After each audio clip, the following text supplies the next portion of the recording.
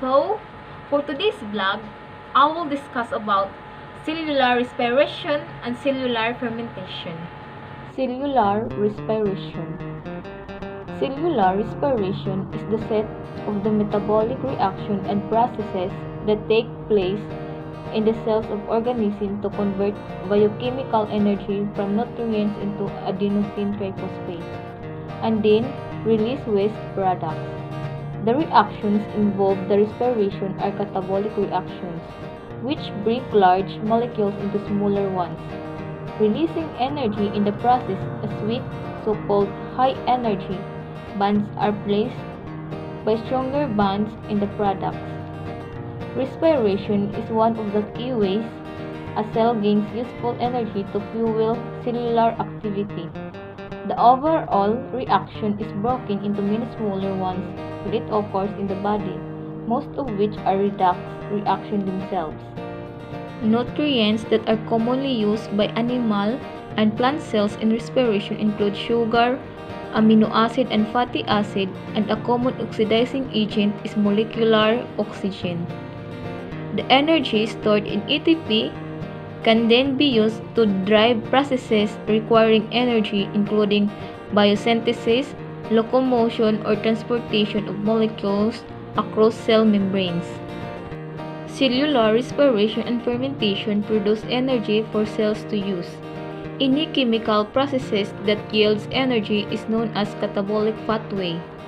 For nearly all organisms on Earth, that energy is stored in organic molecules.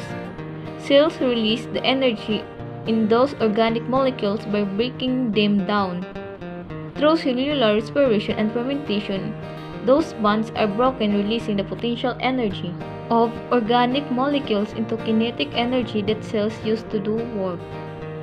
Adenosine triphosphate is commonly known as ATP. It is a lot like a chemical spring that gets loaded and moved around a cell and can be split apart, producing energy. ATP is then split into ADP and a phosphate molecule. ATP consists of adenosine and triphosphate groups.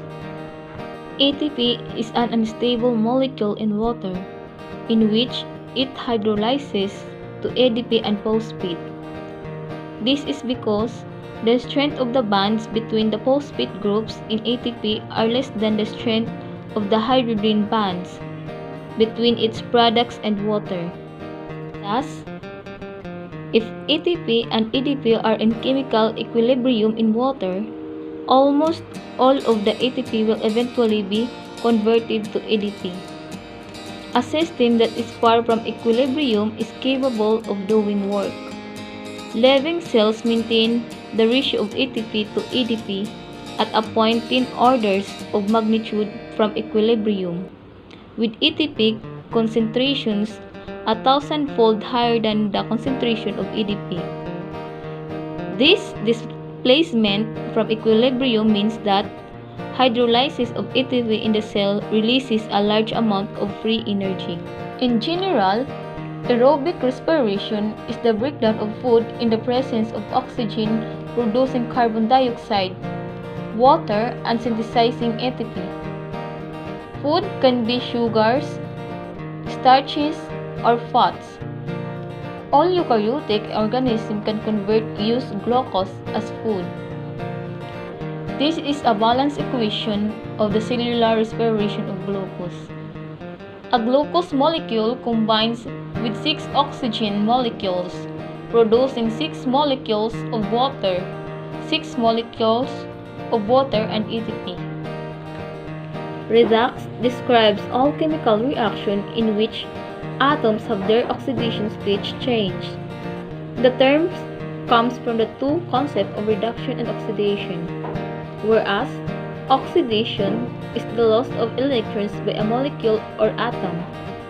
An oxidation of an atom creates a cation, a positively charged ion. A negative times a negative creates a positive charge. In contrast, reduction is the gain of electrons by a molecule or atom. By gaining electrons, it creates a positive charge on the atom of electron. A simple redox reaction is the ionic bonding of salt, where a sodium loses an electron to chlorine, generating a positive charged sodium and a negative charged chlorine. And this is how living things generate usable energy from energy stored in molecules. For every reduction, there is an oxidation. Hence, these reactions are known as redox reaction. Redox of glucose. Glucose goes through the same type of reaction. Each carbon atom loses electrons when it is oxidized in the presence of oxygen, and oxygen becomes reduced because it gains electrons. In this way, energy is released from the glucose in small amounts. Living organisms can now use this energy to do work. In cells, glucose is oxidized through a long series of carefully controlled redox reactions. The resulting change in free energy is used to synthesize ATP from ADP and P. Together, these reactions comprise cellular respiration. Energy in cells is generated by moving electrons from one chemical to another. In this way, energy in food molecules are released gradually instead of being burst. A lot like methane in combustion of natural gas, NAD+ is the molecule of cells are the oxidizing agents. As glucose is decomposed, it strips electrons from it in order to combine NAD+ with a hydrogen, synthesizing NADH. NADH is like a loaded spring. It has stored energy, trapped in small energy doses in the form of single hydrogen bonds. Steps of cellular respiration. There are 3 steps of cellular respiration, and they always occur in this order: glycolysis, the Krebs cycles, and the electron transport chain, all which go through a series of redox reactions. Glycolysis. Glycolysis is a metabolic pathway that occurs in the cytosol of the cell and splits glucose into 2 other molecules called pyruvate. The free energy released in this process is used to form the high-energy compounds ATP and NADH. Glycolysis occurs in nearly all organisms, both aerobic and anaerobic. The wide occurrence of glycolysis indicates that it is one of the most ancient known metabolic pathways. Splitting glucose causes the cell to ATP, but it gains 4 ATP and releases 2 NADH. As the saying goes, you gotta have money to make money. You gotta have energy to make energy. Krebs cycle. All aerobic organisms take this process 2 steps further. They take those 2 pyruvate molecules and break them down a bit further in the Krebs cycle. In eukaryotes, the Krebs cycle occurs in the matrix of the mitochondrion. The details are quite intricate, but we are going to keep to generalizations. Those 2 pyruvate molecules that were split from glucose in glycolysis move to the mitochondrion in eukaryotes and get further broken down into several pint-sized energy packets.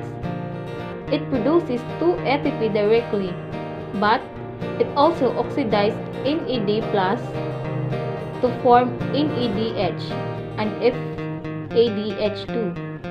The latter molecules are the star of the next stage, the electron transport chain. Electron transport chain. An electron transport chain couples electron transfers between an electron donor and an electron acceptor with the transfer of H+ ions across the membrane. The resulting electrochemical proton gradient is used to generate chemical energy in the form of ATP. At the mitochondrial inner membrane, electrons from NADH and FADH2 pass through the electron transport chain to oxygen, which is reduced to water. In other words, the energy locked up in the NADH and FADH2 molecules from glycolysis and the Krebs cycle gets released in order to phosphorylate ATP from ADP and a phosphorus molecule. The electron transport chain comprises the enzymatic series of electron donors and acceptors. Each electron donor passes electrons to a more electronegative acceptor, which in turn donates these electrons to another acceptor, a process that continues down the series until electrons are passed to oxygen, the most electronegative and terminal electron acceptor in the chain. Passage of electrons between donor and acceptor releases energy, which is used to generate proton gradient across the mitochondrial membrane by actively pumping protons into the intermembrane space, producing a thermodynamic state that has the potential to do work. The entire process is called oxidative phosphorylation, since ATP is phosphorylated to ATP using the energy of hydrogen oxidation in many steps. The end product of this is a net of 32 ATP. This is how almost all of the energy of life comes to be. Fermentation. Like respiration, fermentation is the one process of extracting energy from the oxidation of organic compounds. However, fermentation can occur in the presence of absence of oxygen. Fermentation involves the step of glycolysis in respiration, but it does not go through the Krebs cycle of the electron transport chain. Therefore, there are only 2 net ATP generated, not the net of 32 that come from cellular respiration. So, fermentation produces energy, however, it is 16 times less efficient than cellular respiration.